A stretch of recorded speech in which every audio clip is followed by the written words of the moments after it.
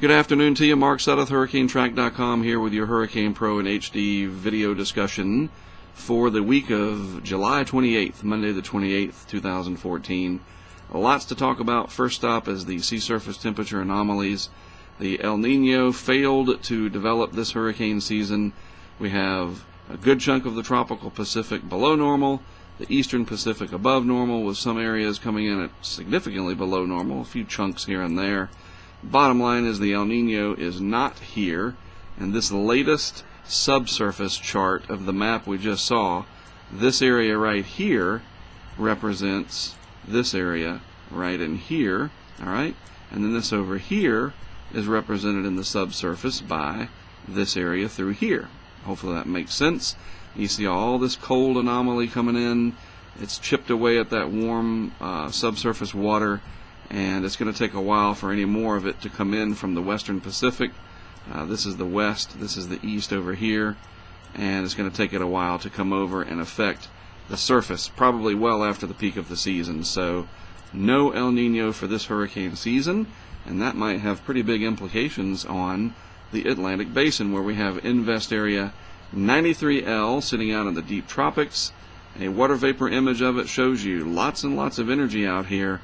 Plenty of dry air still around, absolutely, but down here in the deep tropics, things are starting to change as a more favorable environmental pattern starts to develop. More moisture becoming available and favorable upper level winds, and now we have something that looks like it's going to develop.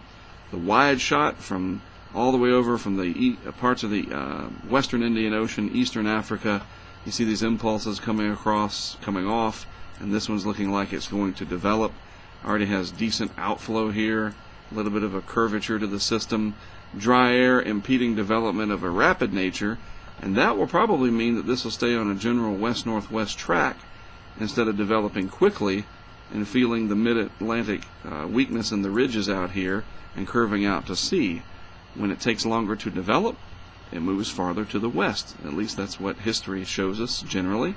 Looking at the computer models, what little there are, since this has just now been designated as an area of interest, general idea is a west to west-northwest track towards the northeast Caribbean Sea, so interest in the Lesser Antilles are going to want to watch this closely.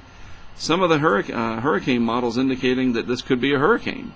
The ships and related statistical models, even the dynamic models, all of them indicating an intensification process, very steady over the next several days. You don't see any that kind of go this way, indicating that it's going to die off in this model, and then this one's wild with crazy intensification. There is a general consensus. If you just follow the line, it goes up, and so that means that this will probably develop. The GFS, the Global Forecast System, from today, this morning's run, this is 5 days from now, at 5,000 feet in the atmosphere. Here's our system approaching the islands. It's nice and round, very healthy looking in the model analysis. At 500 millibars, moving up in the atmosphere. Remember, the atmosphere is like layers, and now we are up at the 18 to 20,000 foot range. Very round looking vorticity signature. And then we've got this energy over the east that's starting to lift out at this point in time, and if it does so, and the ridge can build back in over the Atlantic, this may be something that we have to watch anywhere from eastern New England down to Florida.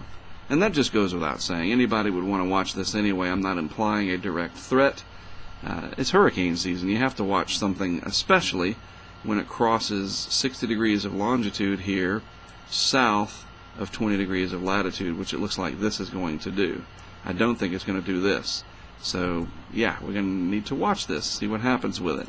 As I said, that should be the default method these days, what you do anyway, because it's hurricane season, and this will be early August, August 2nd. So here we are further up in the atmosphere. This is at the outflow level at 200 millibars. Our system will be located right in here, and we see a nice anticyclonic shape to the wind pattern, indicating outflow aloft, light winds above the system. So it should develop into our next named storm.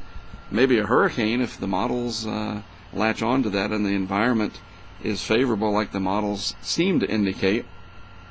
We may have what is could be Hurricane Bertha The next name on the list is Bertha. Yes, we've used that most recently in 2008, and then before that 2002, and then before that 1996. Bertha, the name, had never really done, I guess, enough damage to be retired. Hopefully this won't be the final one, because that's usually what it takes, is a very potent storm that causes a lot of damage, and they retire the name so that a future occurrence of that, I guess, doesn't cause anguish or bring back painful memories. So there'll never be another Camille or Andrew or Hugo or Katrina, and but Bertha's still on the list. So I think this will definitely get named later in the week, and we will be tracking Tropical Storm Bertha before you know it. All right, well, that is it from me for today. I am Mark Sudduth for HurricaneTrack.com, and of course Hurricane Pro in HD.